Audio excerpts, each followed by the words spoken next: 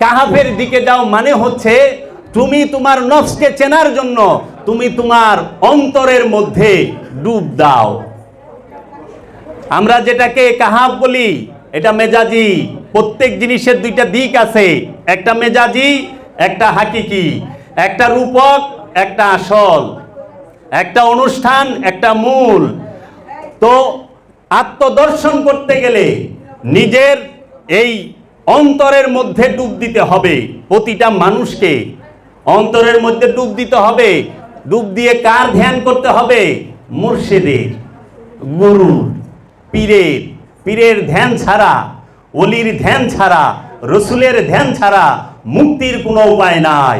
আবার মুক্তি যে ধ্যান করলেই পাইব এইটাও না, অবশ্যই রসুলের রহমত লাগবে, অবশ্যই মুর্শিদের দয়া লাগবে, অবশ্যই তার পীরের দয়া লাগবে।